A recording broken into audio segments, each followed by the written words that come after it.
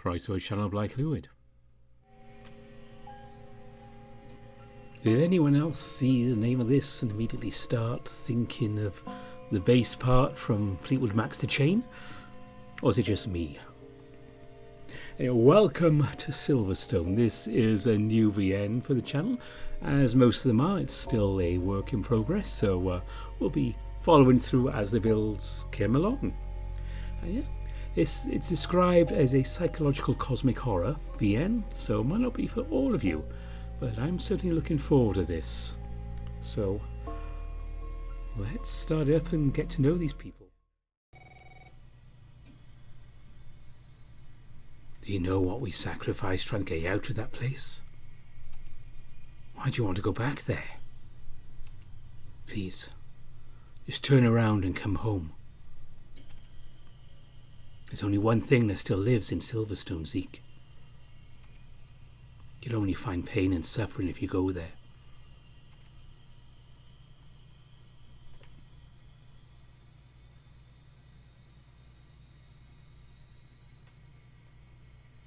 Water slithers around me as my body floats in the ocean. Desperately I try moving my limbs, but all I can muster is a slight twitch of my finger. I manage to open my eyes, but salt water flows straight into them as if on target. My clothes flutter around as I descend into the darkness. The light from the surface is growing dimmer by the second. The serenity I feel scares me more than the loss of light. Why won't you fight, body? Having no other options, I pry into my memories. I don't remember getting into a pool or a beach show. Anything of that sort. Yeah, that's right. I went to sleep in my motel room. A sudden burning in my chest makes me question whether I'm still in bed, however. It feels too real to be a simple dream, but these circumstances are beginning to strike me as outlandish. I'm in a landlocked city right now. The motel's pool shouldn't be this deep. The clouds are cloaking the moon, if I remember correctly. This has to be a nightmare, right? And just like that, my limbs unlock. Gasping for air as my body vaults out of the tide, the ocean breeze entering my lungs makes my organs feel crisp and raw. I feel I'm going to fucking vomit as I hyperventilate. The shock from it all causing me to spring to my feet on the shore. As I straighten myself up, muck slides out of my fur. A sickly mixture of sand and seawater returns to the place it came from. Some of it worms back in between my toes. I instinctively lift my feet out of the water to sift it out. I'm perplexed as to how I got to the shore. I was certainly drowning not even a minute ago.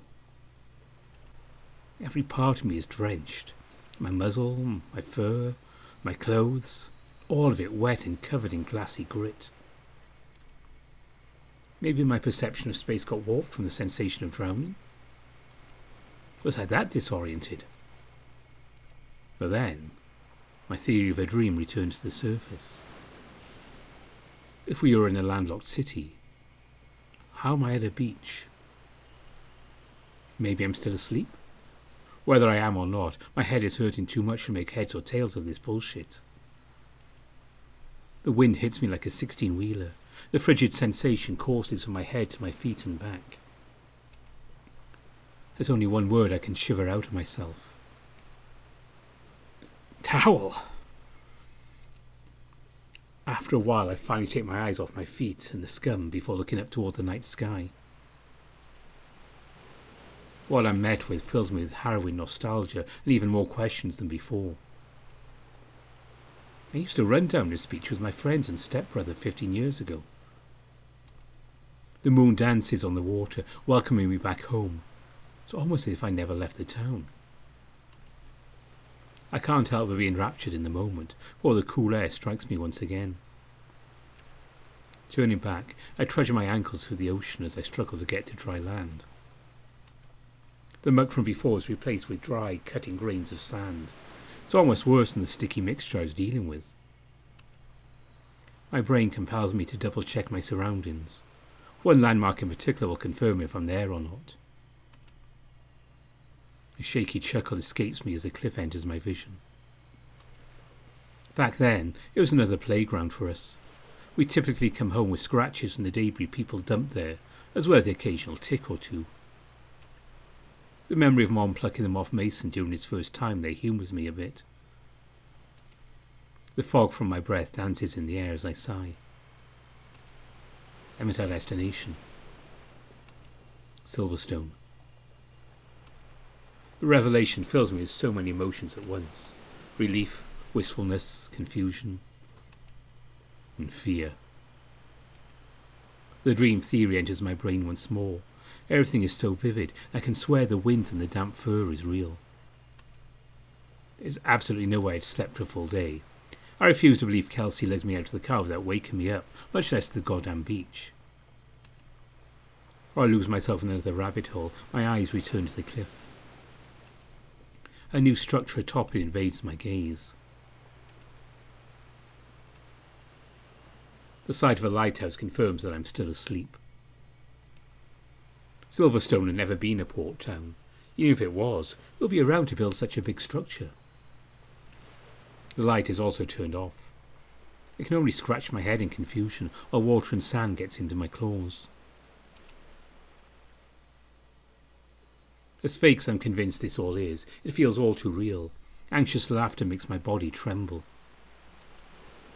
I pinch my arm in an attempt to jolt myself awake. Instead, I draw blood and the salt water stuck in my fur seeps into the wound, increasing the pain tenfold. Fucking hell! I grasp at the wound and try to suck the disgusting mixture out. I can't help but retch as the brine hits my tongue. Jesus. Gotta get a towel. I'm chanting to myself to pick up the pace.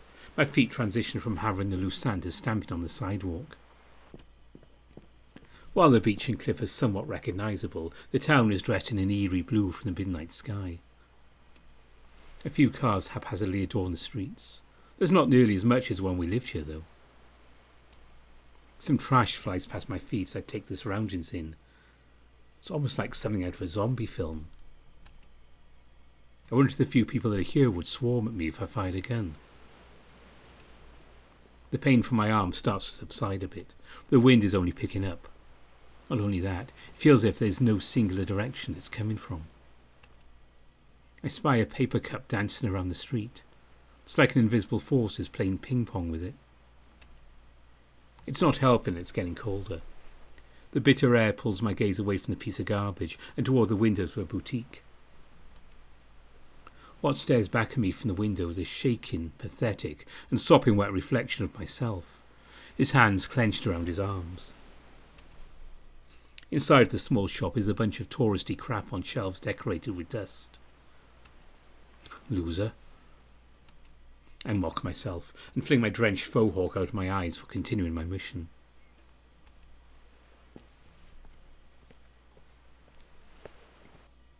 The search for a towel goes on longer than expected, and a trail of wet footprints march behind me.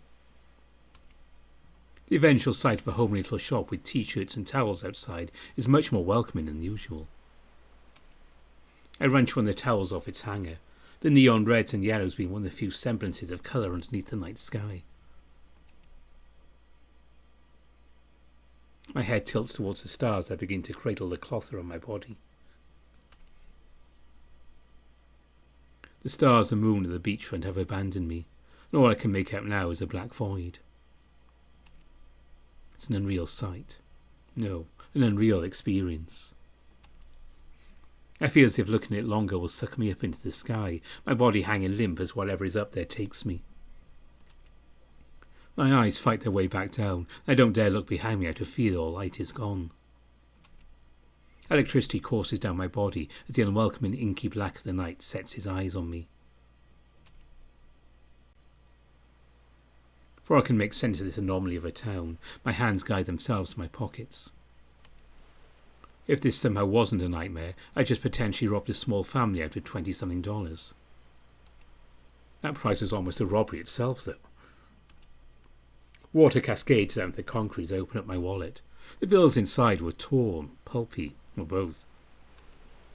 It takes me a while to sift my way to some decent-looking ones, then I slide the paper under the shop door.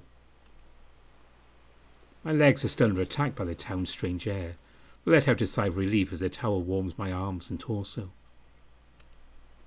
I try to rub the salt water out of my wound, but it's less effective than I thought it would be. At least one problem is solved, though. The only thing I can do now is soldier on till I find a way out of this enigmatic land.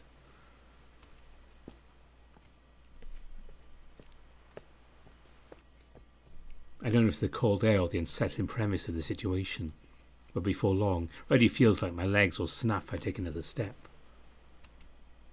I attempt to distract myself by wondering if this is what lucid dreaming is usually like. I've never met anyone who's had an experience like this, so it's hard to tell. All I do know is my paw pads are fucking aching from hobbling down the street. I finally collapse. A sharp pain crawls up my spine as my ass hits the ground. The wall behind my head isn't comfortable by any means, but it's not as chilly as the sidewalk. Just 5 minutes. Then I'll walk some more. The ridiculous nature of the situation contradicts the serious tone of my words. No one's ever died from a dream, I repeat in my head. My tongue meets salt water once again as I try to wet my lips, dried by the cold air. It feels as if I'm in a hurricane. The unnatural wind is running laps around me. 5 minutes turns to 10, 10 to 20, 20 to 30. At least, that's what it feels like. And then suddenly, it's all dead. Silence fills the town and the storm dissipates. The lack of sound reminds me of those anechoic chambers my professor liked to show videos of in class. A room full of quiet, yet loud anxiety. Stars fill the sky again, and the shadow cast to my right tells me the moon has returned as well. Everything settles into an uneasy peace. My vision blurs as I scan the street, wondering how to continue. But maybe, just maybe, if I fall asleep in the dream, it'll wake me back up. It has to be a possibility, right? My fur skids against the wall behind my head as gravity takes its course. My eyelids start to shut. The town around me gets hazier and hazier. But an electric hum interrupts the nighttime ritual. A decrepit phone booth now illuminates the street in front of me. My eyes adjust to the light. I notice the paint is chipped off of the sides of the structure. Not only that, but the door is off track and slightly ajar. I remember using that booth once or twice as a kid, but never been this worn down. It's a miracle the light inside even works. The ringing from the phone jolts me up to my feet. I wait a bit to see if my brain is just playing a sick prank on me. It doesn't stop. I start to head over, going as fast as my weary legs will take me. The door fights against me, then a loud snap echoes through the air as I set it free. No need for privacy anyway. Dread begins to overwhelm me once I plant my feet in front of the phone. Something isn't adding up. I lift the phone off of its cradle before the realization strikes me. Payphones aren't supposed to get incoming calls. Before a word is even uttered, I feel as if I've invited a primordial force straight into my home. My quivering breaths grow in volume as I finally bring the phone to my ear, the device shaking as I struggle to steady my hand. And so, the lamb returns to join the slaughter. The voice that crawls in the device isn't what I expected. It's deep and husky, frightening yet seductive. I haven't a clue why you return, young one, but I look forward to our reunion.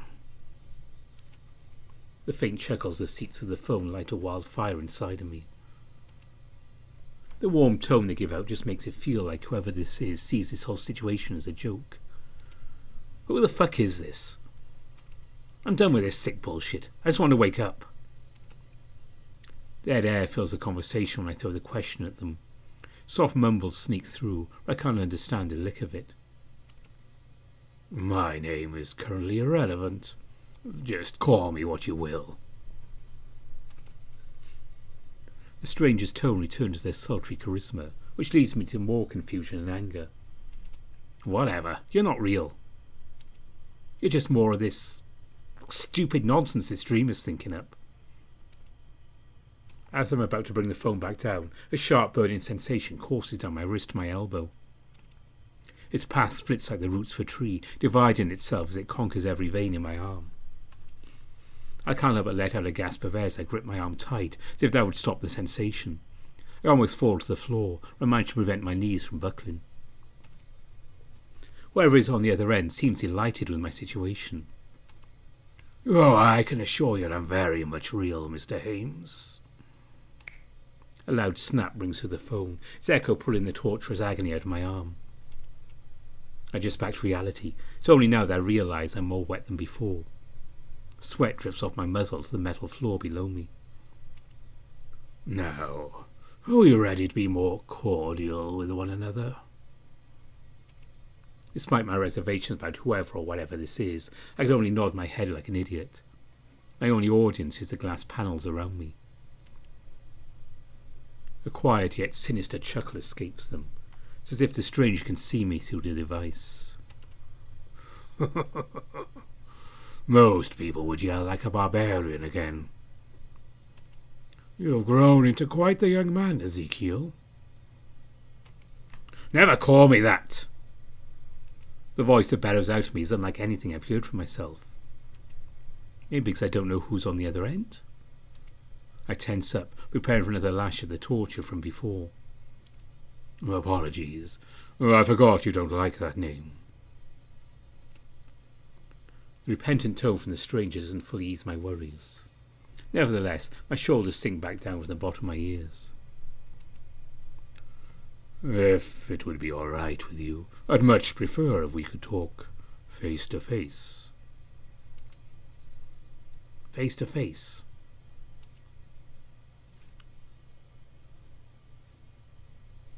What? I'm trying to wake up. I want to escape this nightmare. You are the patient. What do you mean, patient?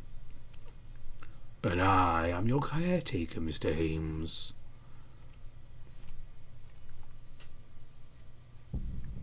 The environment adjusts itself from a deep midnight blue to a sickly bright red. It's now nearly impossible to tell apart the glow from the other colours on the buildings. If you would, please come to the lighthouse. I'd like for us to catch up. The odd statement pulls me away from the new colour and back into the call. Catch up? The fuck you mean catch up? Before I get to hear an answer, the tone dial swells forth.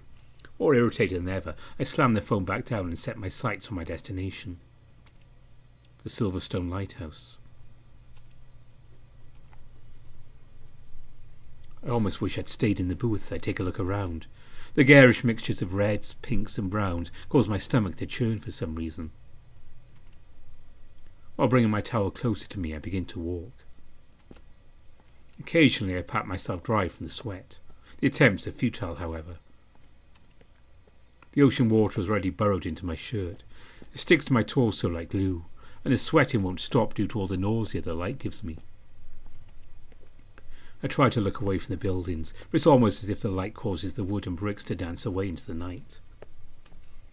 It's horrifically mesmerising.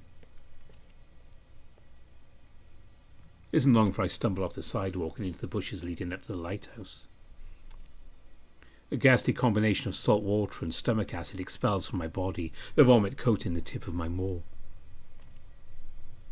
This sensation of vomiting is just as bad when lucid dreaming as it is in the real world. Harsh, burning and unwelcoming. My back arches and my eyes return to the light, and more bile rises in my stomach to my throat. The hypnotic spirals that the dancing walls create have turned the town from a dead wasteland into the equivalent of a college rave. Somehow it's an unpleasant change. I fall back into the forest, hoping I can find some solace beneath the branches and leaves. The trees are the only protection I'm able to get from the haunting signal. The little light that can peek through isn't enough to become an emetic. One tree that's fallen over has become victim to the light, however. I noticed a knot on the wood starting to spiral, consuming and regurgitating its shape over and over. I jerk my vision away and bring my eyes down to the dirt path in front of me. Step by step, my feet play a game with the beam shining through the trees. It's almost like a dance to avoid the red light. As the trail brightens when I get close to the cliff entrance, a pit opens deep down in my stomach. I debate about turning back, my pace slowed as the intensity of the light increases. Despite knowing it's all a stupid goddamn dream, my anxiety climbs down the ladder of my brain to my heart. The speed my heart beats at is unlike anything I've ever felt before. The drumming from it pounds in my ears and is almost worse than anxiety itself. Once my foot's cover runs out, however, something tells me it's too late. The intensity of the glow makes the open cliff feel oppressive. I can't help but feel like if I take one step backward, the trees will grab my arms and take me to my grave. The trail to the lighthouse is one of the vilest things I've ever seen. Grains of sand turn from innocent bystanders to worm-like creatures as the red glow illuminates it. I stumble into the grass, frantically throwing the bits of the sand off of my feet. I've always had issues with larvae and maggots. It's as if this trail peered deep into my soul. I try to get up. The ground beneath my hand crumbles. Don't turn around. Don't turn around. I chant over and over, pleading for myself to pull my hand from the dirt and return to my feet. Regardless, I disobey. As my eyes meet the black chasm of the water below, the echoes of the falling rocks colliding against the cliffside ring out. The impact of the rubble is like hearing a pin drop. I can't help but watch the waves dance with each other. The red light reaches deep below, the broken white occasionally resembling a cruel smile. All silence is broken by a wavering hum coming from the top of the lighthouse. The noise brings me back to my senses. I roll onto my stomach and plant my hands on sturdy ground, while finally pushing myself back to my feet. My body sways as I drag myself along the sand, the sky impossibly spinning around the cliff. As if we're in the centre of a zoetrope, and the night is the moving pictures. Soon I find myself at the door. My gut twists into a knot as I wrap my hand around the doorknob. It's like a sinking ship is going down deep into the bile. I hesitate to open the door, hoping to sit down and figure out this non-Euclidean hellscape my brain dreamt up. That's when I hear the taps. The taps grow into steps, then the steps grow into stomps. My neck is as stiff as a board. Whatever this thing is, my body's telling me that it's out to get me. Then the silence returns, along with something cold and rancid brushing past my fur. I swing the door open and then trap myself inside the lighthouse, only getting a brief peek at the beast that was standing behind me. The dizzying visage caused by the red light is gone. My hyperventilating doesn't quell my nausea. My body dances its way into and up the wall, and I can't help but stare at the old wooden door. The first physical being I met in this nightmare, and it was trying to kill me. The fuck was that thing? My yells echo their way up the spiral tower, bringing me back down to reality. After a few deep breaths, I begin my ascent.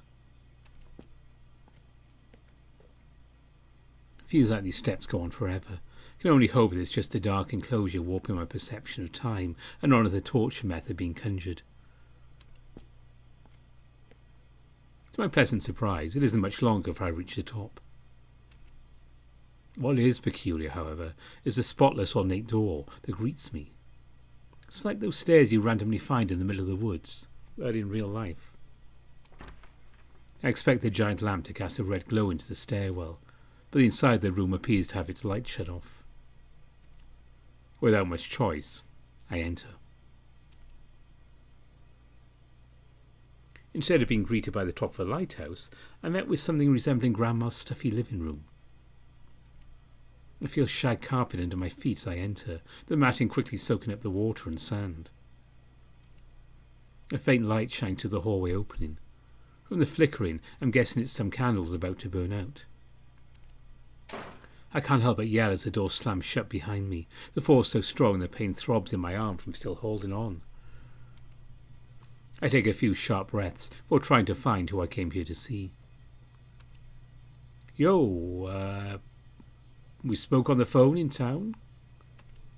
Are you still up here, man? Nothing. As if on autopilot, my feet bring me to the next room. The moment I see the desk, my guess is that I'm in a writing room of some sort. A fairly old one, judging by the worn paper and the quill and the ink bottles at the side. It's only now that I'm able to see the garish pink floral wallpaper, which seems to be tearing at the seams from years of neglect. Old books and essays litter the floor, so much so that I end up stubbing my toes into encyclopedias multiple times. Someone has to be here. No one would leave their place alone with lit candles, right? Then again, in this nightmare... My ears perk up as I hear a flame spark into existence. A harsher light flickers on in the next room over, and a shadow casts itself against the wall. Its appearance is that of a canid. The figure moving keeps me from guessing the species exactly, though. I guess I won't find out until I enter. I take a step in and... A jackal cloaked in what can only be described as a crawling inkblot holds me by the throat. Shadows dance around them, their smell resembling that of toxic fumes. The only semblance of light comes from where their eyes would be. They open their snout briefly, and the ink wraps itself around each and every fang the jackal has. They tower over me, my feet dangling in the air as they lift my entire body up with just one hand. The person caresses their thumb across my cheek, using it to tilt my head, as if they're examining me. Apologies. I've been expecting you, Ezekiel. Only when the jackal sets me down do I realise just how tight their grip on my neck was. Wheezes escape me as I try to shovel air into my system. The jackal pays it no mind, though, instead closing their book and shelving it. Oh, I thought you would have arrived a tad later. Pity. I was in a good chapter. My breath finally catches up to me. I hobble up to my feet, instinctively grabbing onto a table as I feel my knees weaken. You mortals really are frail. Oh, I forgot about that. Don't get visitors often? My attempt at a comeback was largely ignored, the jackal instead beckoning me over to some expensive chairs. They tap a digit on a small green one, presumably to say that one's mine. Despite my reluctance, I walk over and seat myself. The questionable canid heads into another room, then another candle is set alight. While I can glimpse from where I'm seated, I can see the jackal waving their hands to open some cabinet doors. Are you craving anything? I've got tea, some gingerbread cookies. I'm really not fucking hungry right now. Oh, please don't be so barbaric, Ezekiel. No language like that in my domain, please. I'm pretty sure I told you I don't want to be called that. The jackal walks back in, the kitchen candle blowing itself out as they stride toward the red chair across from me. In the short time they were gone, they'd made a new pot of tea. Despite how old-fashioned this being seemed to be, they owned an electric kettle of all things. You did. Zeke is so unrefined, however. I prefer Ezekiel much more. I'm not going to talk to you if you keep calling me that.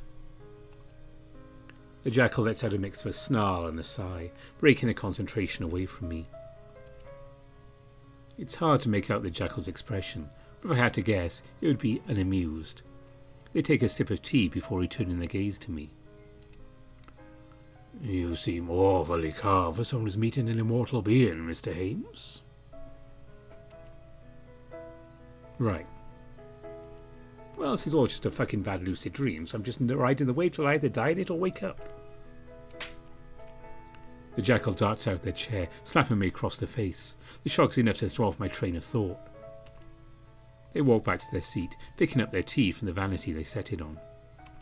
Language! I readjust myself as the candid sits back down, taking another sip of tea. The shadowy ink moulding itself around their fangs hides the brew entering their mouth. Now then.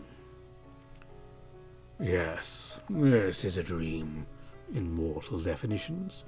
You retire to bed and enter a state of REM sleep, where your consciousness operates an escape for you to live in for 6 to 8 hours. Yes, that's what a dream is. However, through our connection, I am able to commandeer these worlds you make, Mr. Hames.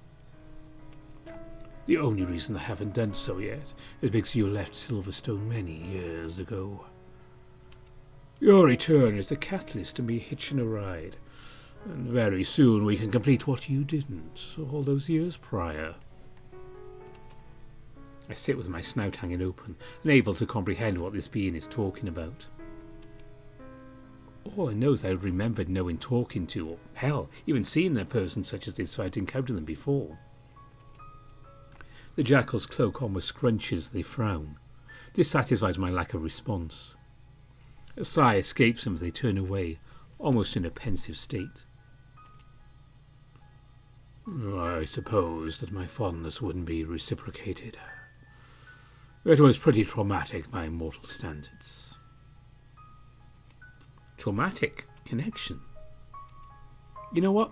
Whatever, I'm going back. Maybe then whatever bullcrap you're spewing will probably make sense. Yes. I suppose it will. But don't take my hospitality lightly, Mr. Hames. We are not allies. We are not even supposed to be amicable with each other. When you wake up from this dream, I will hunt you down. Like a sociopath who tortures an animal for the first time, I will not stop until you and I are complete. What are you?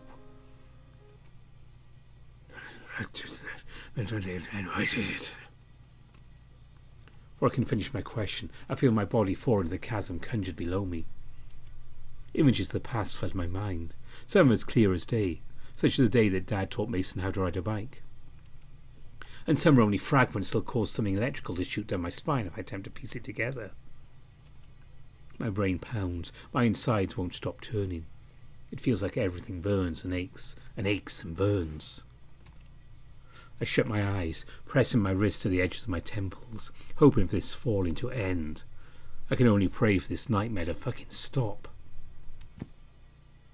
Light blinds my vision as the sun seeps into the room from behind the curtain.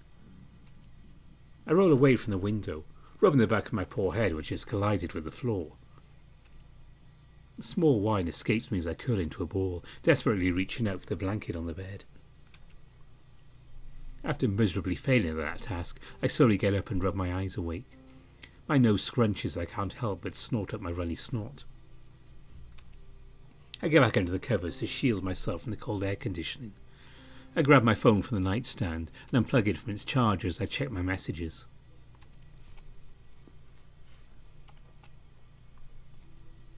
Never mind.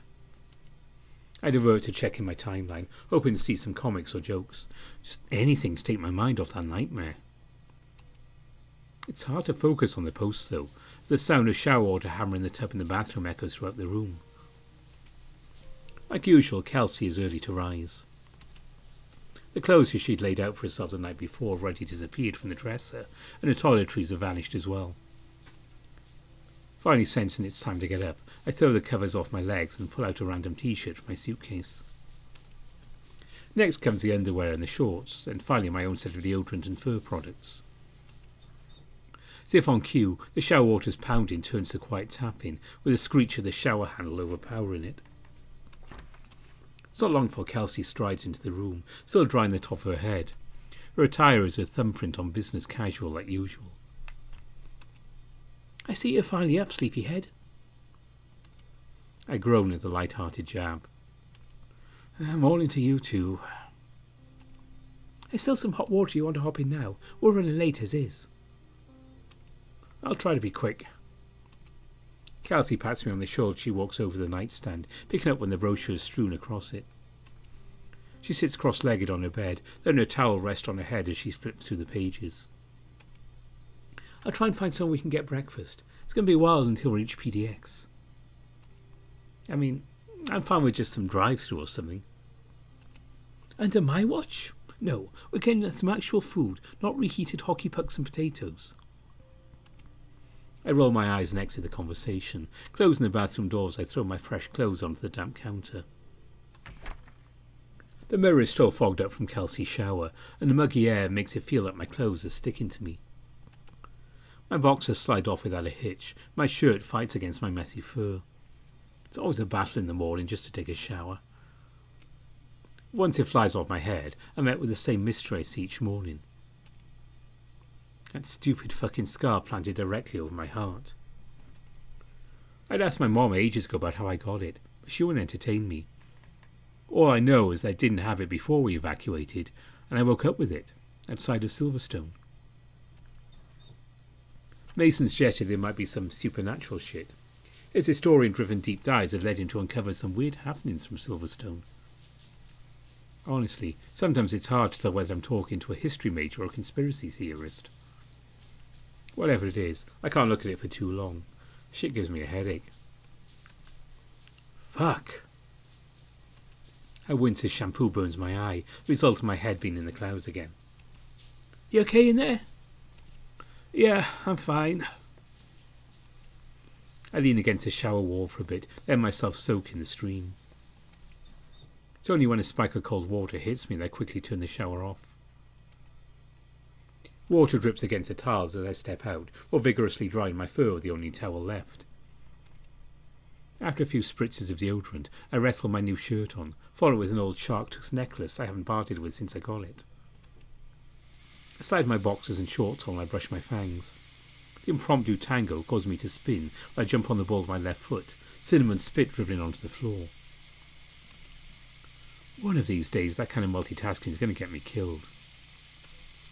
You're almost done in there. It just hit 9. I spit into the sink and drop my toothbrush into it, finally managing to cover myself. I just finished. I take a dry part of the towel and fold it around my toothbrush, patting it dry before returning to the room. When I come out of the bathroom, Kelsey is ready on her laptop. Even when everyone else is on break, she needs to stay on a couple of online courses to stimulate her mind. What you working on? I tease her, tapping the blunt end of my toothbrush on the laptop frame. She doesn't look up from the screen, her typing becoming more and more violent instead. This idiot still hasn't graded my paper on fluctuating patterns and consumer interests. Fluctuating what? Kelsey slams the laptop shut, stuffing it as well as its charger into a bag. She grabs a suitcase off of the desk and rolls it to the door. We're a bit late, let's get our stuff into the car. It finally hits me that we really are almost there. 6 months ago, I didn't think it would actually be happening. Even the past couple of days didn't feel real in a way. When overwhelming anxiety settles deep in my throat, it sinks in. The 6 of us are actually going back today, and for some reason, I feel like I won't be able to turn back once my foot hits the sand. I shift around in my seat as I look out of the window of this SUV. Compared to Texas, Oregon is very wet and green. Despite that, there's nothing incredibly interesting. Everything looks different, yet the same to me. The tap in the steering wheel breaks me out of my listless trance. I turn to Kelsey, her eyes fixated on the road. Compared to other drivers, I notice that Kelsey is very safe when she's behind the wheel. It's reassuring, yet alien. My mom, although she's a helicopter parent, would have gotten us in close to 3 accidents by now. You doing okay? Yeah, I'm alright, I guess. How do you feel about seeing everyone again? I hadn't thought about it much, to be honest. I try to find the words, but ultimately nothing substantial pops up. Nervous, maybe? There's no need to be. We've been talking online for months now. It's as if... I wait for Kelsey to finish her thought. The car is only filled by the sound of tyres skating down the open road. She's only half right about the talking, though. Mason, Kelsey and Jake are relatively talkative in the group chat she created for us, but Silas and I aren't very outgoing compared to them. It's also such a rare sight to even see a typing notification from June, let alone an actual message. I'm surprised he even decided to come back with us. Hey, can I ask you a personal question? My ears perk up as the cheater addresses me. I'm almost eager to know what sort of details she wants to know about me. Shoot. Kelsey tilts her head back a bit, she gulps, before briefly turning to me with a sigh. Why are you really coming back to Silverstone, Zeke? You've been nothing but nervous since the moment we left Texas. A sigh of my own slips out as I turn back to the trees outside, letting my head rest against the cold glass window.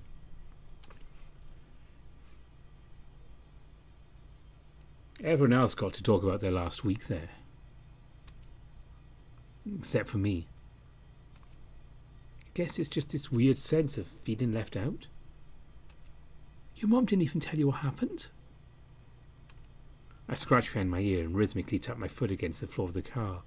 This isn't exactly a conversation I want to have, especially with Kelsey of all people. She wouldn't tell me shit even if I won the lottery. All I know is that one day we're living with Dad and Mason in Silverstone, and the next they're divorced and we've moved to bumfuck Texas. I am looking forward to seeing the others. I'm genuinely excited about that. But I need the answers I left here 15 years ago. The tense air in the car indicates my answer was a bit heavier than Kelsey anticipated. We drive in silence for half an hour before the tunnel of trees turns into a concrete jungle. The once quiet roadway has turned into a city full of noise. People playing on the side of the road for money, police sirens wailing as they speed down the road. You name it, it's there. Kelsey elbows my side as I take in the colourful but cold sight of Portland. She takes a sip of her soda, letting out a sigh of relief when she's able to talk. Can you text Jake that we'll be there in like 20 minutes? Yeah, just a sec. Hey, we'll be there in 20 minutes. Heck yeah, just meet me by the baggage claim. Will do. He said to meet him by the baggage claim when we get there. Kelsey's grip around the wheel tightens, the point where the leather around him makes an audible squeak. She lets out an exasperated sigh, taking one of her hands off the wheel to run across the back of her head. Great, now I have to pay for parking. Hey, he and June are paying for the hotel rooms. It's the least we could do. Sure.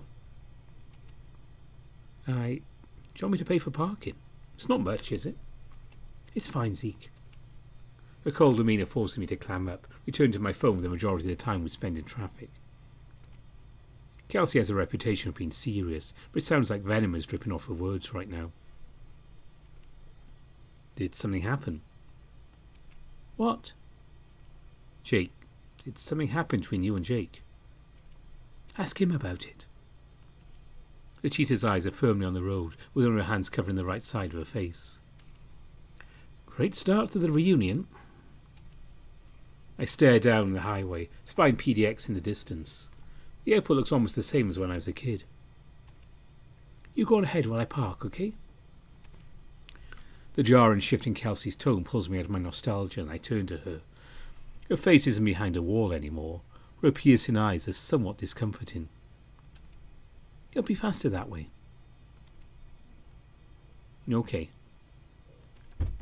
Kelsey gives me a small and brief smile before dropping me off by the revolving doors. I attempt to give her a quick goodbye, but she speeds off once my door closes. The noise around me from the cars and visitors starts to close in, and overwhelming anxiety begins to grow. I scurry into the airport, hoping to find Jake and possibly some answers. It doesn't take long for me to spot Jake. The raccoon is sitting on one of his suitcases, while the other one has a greasy paper bag full of fast food placed on it. He eats his breakfast sandwich, scrolling through his phone. He's about to text me, but a quick glance up caused his expression to brighten out of the bored face he had.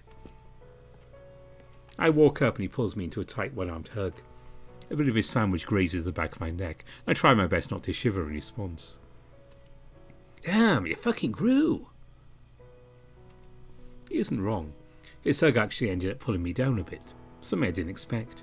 His height doesn't match his personality. When we were kids, Jake was the de facto big brother of the group. In a way, he was kind of like that to me. Before Mom remarried, she had to hire a babysitter to watch me. That babysitter was none other than Jake's mom. Being 2 years older than most of us, he was taller than myself and the rest, barring maybe Silas. Yes, he stopped growing at some points. Now I'm tilting my head down at him and he's on his toes wrapping his arm around me. It's good to see you, man. I honestly didn't think you'd come. Be honest, neither did I. Kelsey here too. She's parking the car, told me to go ahead of her. Jake scratches the back of his neck with a guilty expression draped across his face. I pick up the remaining suitcase as well as the food sitting on it. Everything cool between the two of you? She's pissed, isn't she? I don't even need to say a word to answer that. The raccoon sighs while taking another bite of his sandwich. It's kind of between us, if that's okay. I might talk to her tonight about it. Well, if you say so. Jake starts to speed towards the doors, casually flipping me off while laughing. I almost tripped trying to catch up with him, but to my surprise I ended up beside him fairly quickly. There's some food for you and Kels in there as well, by the way. A peace offering. I jest, and the raccoon elbows my side with a toothy grin. It's like 4 hours to get to Silverstone. Figured I could get you guys some shit to eat at least. God, you just had to remind me. Jake keeps turning to look up at me as we search for the SUV. He looks like he's stifling a laugh, so I reluctantly indulge him. What's up? Nah, it's nothing.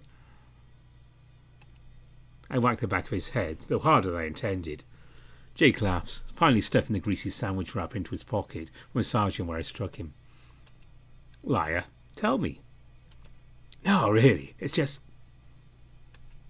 You got an accent. Huh? Yeah, sound a bit like this. I attempt to ignore his very poor Texan accent, but he isn't wrong. Shut up. Hey, it's cute. Bet you got all the Texan gays with a voice like that. I don't think I want to be honest. We continue to search for the SUV. Either Kelsey parked really far into the garage, or she ditched us at the airport. What about you? You seen anyone right now? Jake stumbles as I ask the question.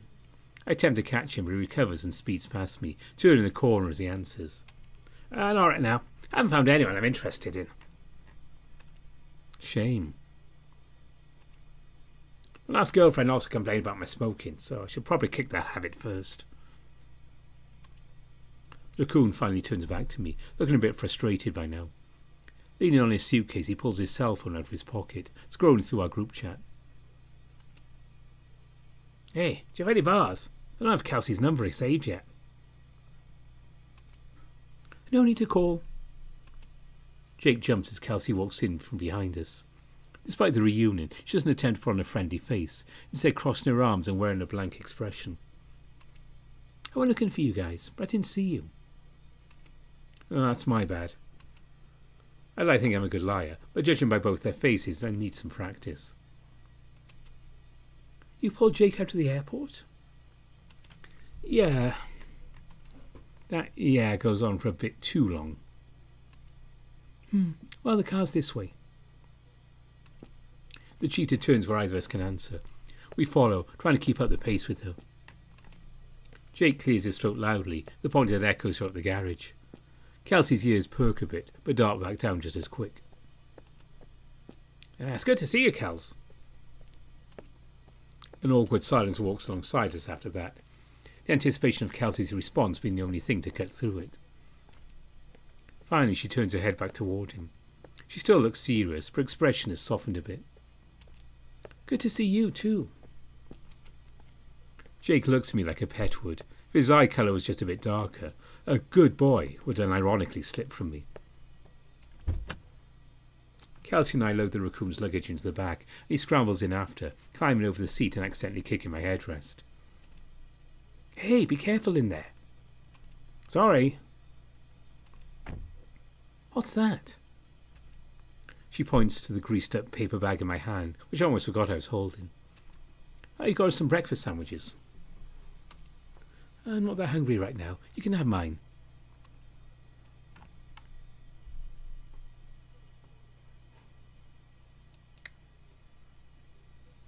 I sigh, already fully drained while 6 of us are even together.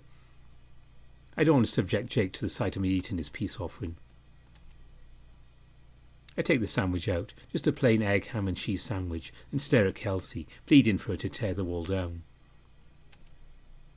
He got this because he's trying to be nice, Kelsey. He didn't have to. I pinch the bridge of my nose in frustration. I love Kelsey, but a stubborn attitude can really piss me off sometimes. That's not the point. I don't know what happened within the past week or so for you to be this cold, but...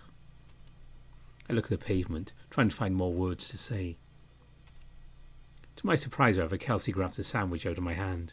She looks it over while taking a small bite. I can't gauge a reaction from her, but I'm just glad she took even one nibble. Thanks.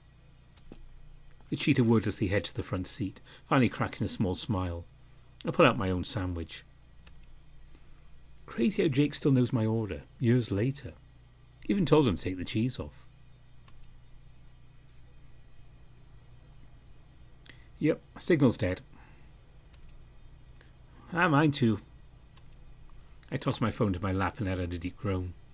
I just expected the signal to get worse as we go, but it still feels a bit too early for it to drop. Won't be needing this anymore then. Kelsey slides her phone back into her pocket, closing her maps app while doing so. Not that she needs it for much longer anyway, since we're about 10 minutes from our destination. Along the way we pass by where we'll be staying. Silverstone's hotels are all poorly kept. Some didn't even answer Jake when he called to make the reservations. We decided a small motel a bit out of the way would be fine to stay in. Hey, what's the name of the pizza place we're picking them up at? I contort my body to look at Jake, who's made himself more than comfortable in the back seat. His feet are plastered onto the window, and he's playing a shitty puzzle game on his phone. At Giovanna's. I wait for him to finish his sentence, but he lingers for quite a bit. He valiantly taps his phone and looks up at me. Oh, something like that.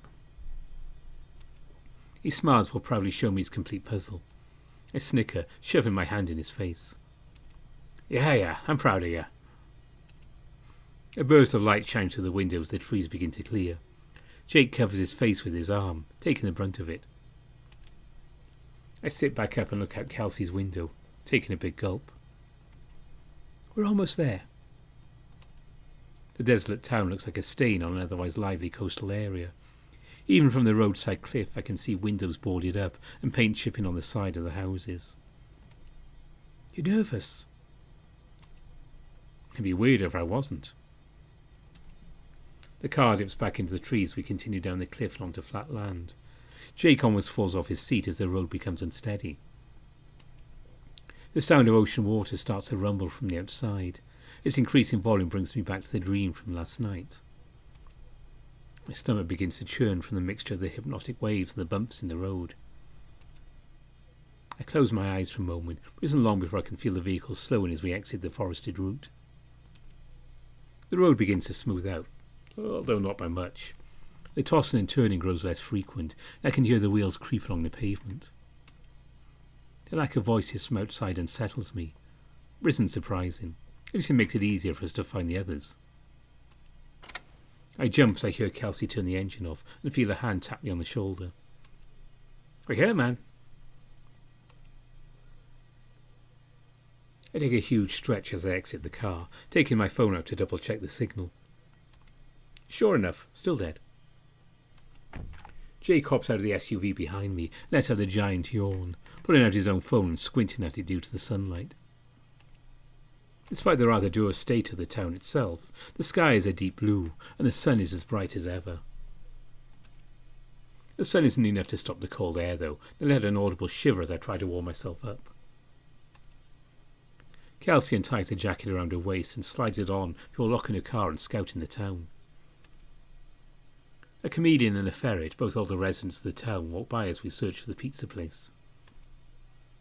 Excuse me, can you tell us where Giovanna's is? The comedian turns to us a brief moment and shoots me a sneer before the ferret grabs him to pick up the pace. Didn't miss that. We continue to walk for a bit, though at this point I'm just taking in the sights of the town. Some buildings are near identical to the day we left, while others are shells of their former selves.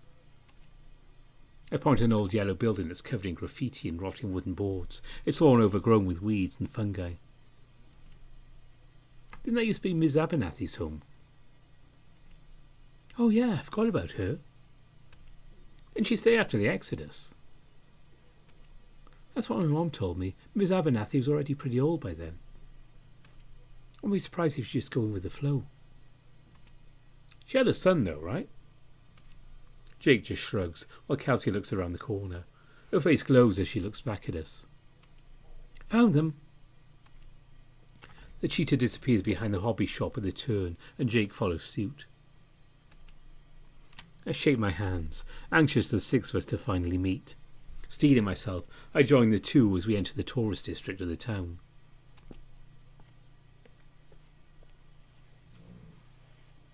It doesn't take long to identify them. The three are standing right under the sign of the pizza place, which looks closed. Mason is vigorously tapping his foot as he holds his phone to his head. June is sitting on the sidewalk reading a novel of some kind, while Silas is leaning up against Mason's truck. I told you, there's no signal. I'll find us, though. I know, but... Before he can finish his sentence, my old stepbrother notices us coming their way. His trademark smile appears. He almost drops his phone as he tries to put it in his pocket, running toward me specifically. It isn't even 5 seconds when I'm buried in a hug, his laughter filling the air as he catches me. I look over his shoulder at Silas and June, who each have very different reactions. June's eyes widen, full of anxiety rather than joy. He pulls his beanie down a bit as if to avert his gaze. It only makes me question even more why you'd come here. Silas has his own nervous look, but he looks more flustered than worried. As soon as he sees me looking at him, his eyes dart the sidewalk, and I can't help but laugh a bit. Mason finally releases me from his grasp. He gives Jake a high five for patting Kelsey's shoulder, which he reluctantly allows. Holy shit, you're actually here. The big dog laughs to himself, his tail wagging something fierce.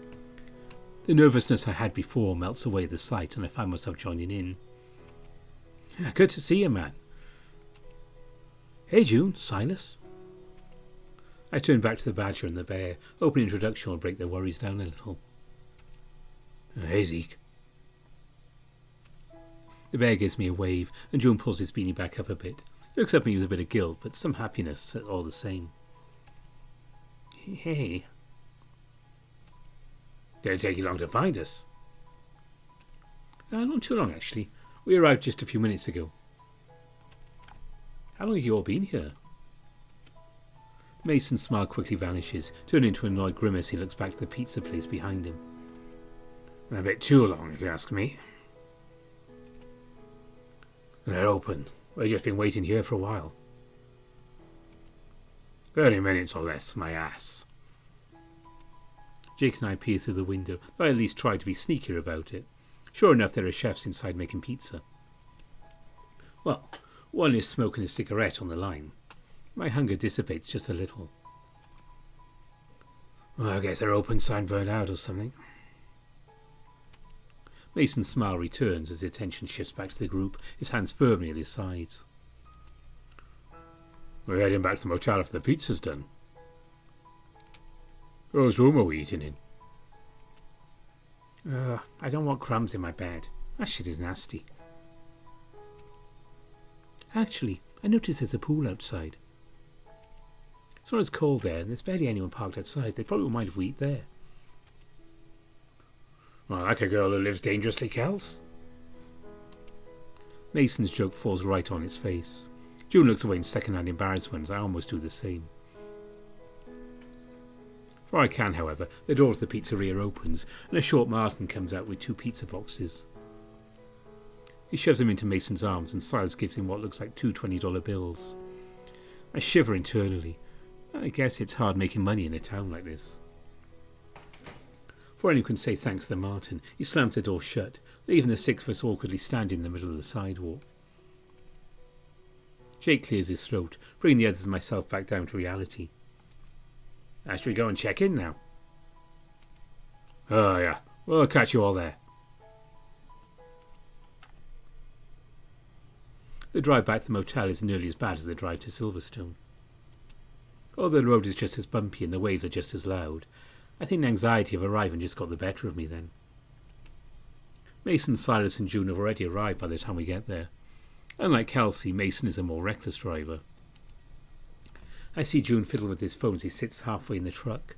I guess he's trying to log into the motel's Wi-Fi.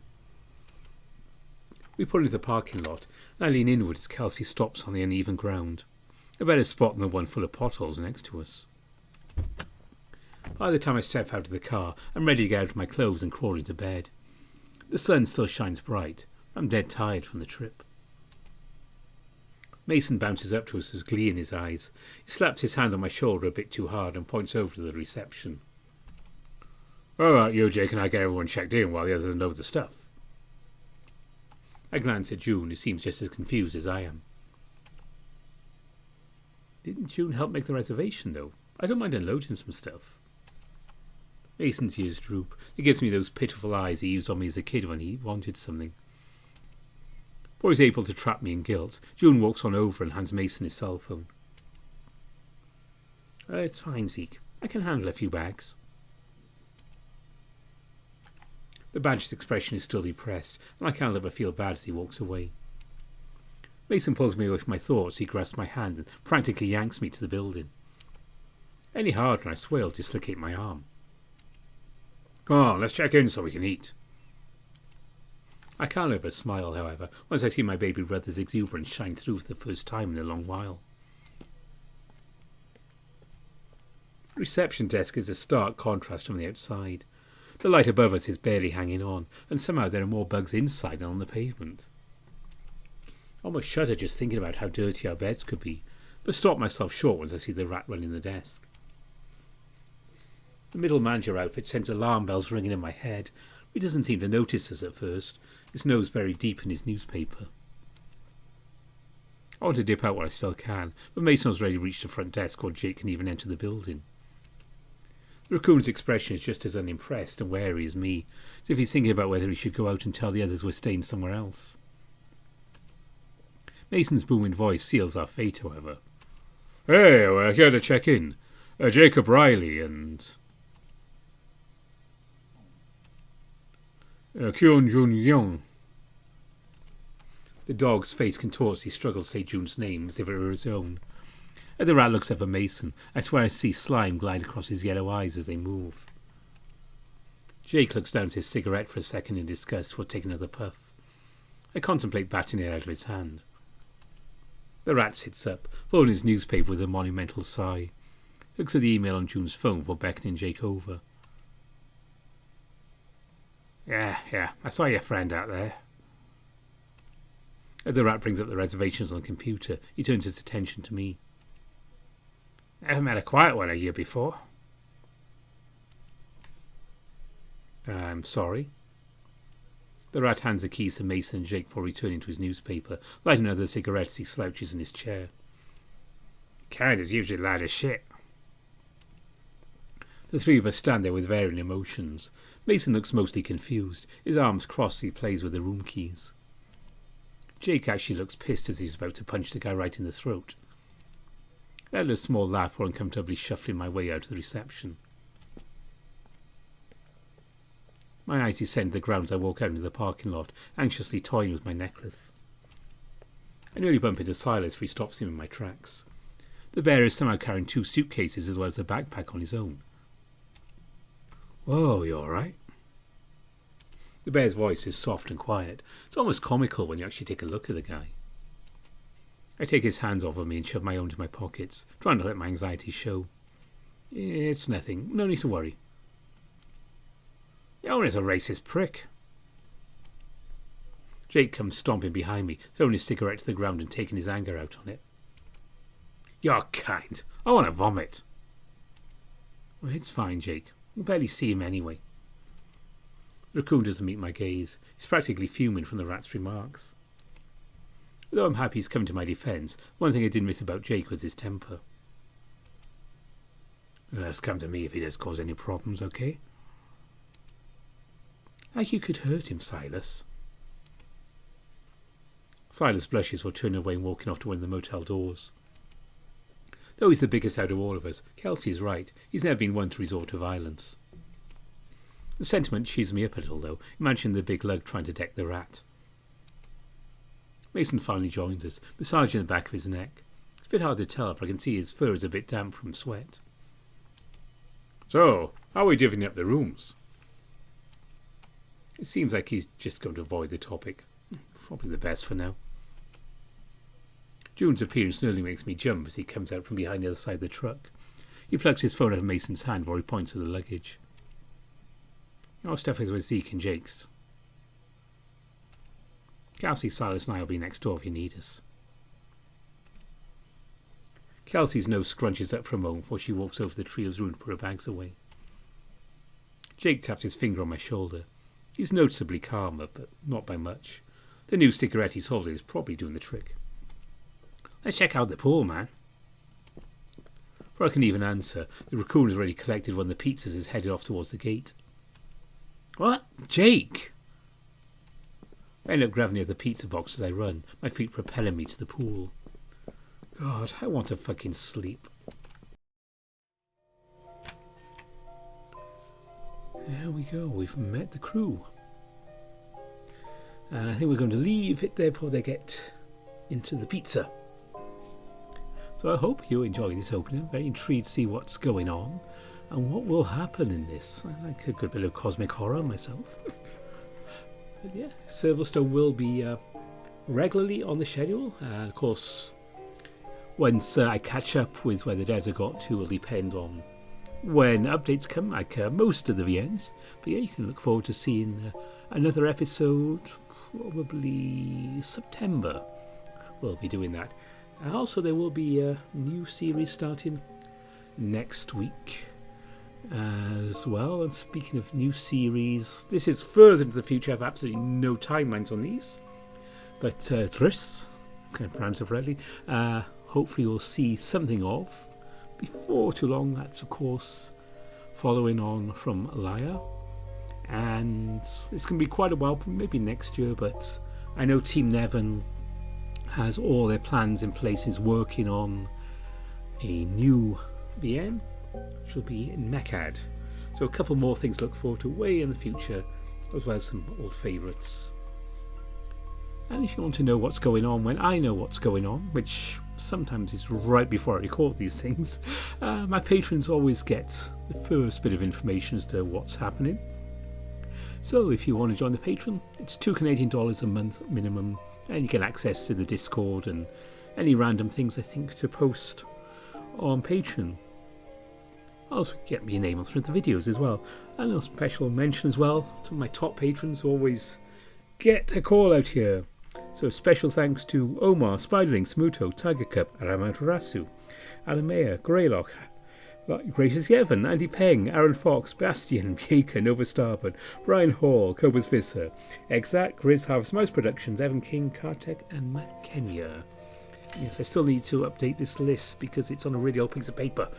Lots of names scratched out as they've changed. But thanks for watching Silverstone. I'll see you definitely next weekend with a new one, maybe something else in the week, I don't know yet. And so I'll be back with Silverstone probably in September or so, but for now, thanks for watching.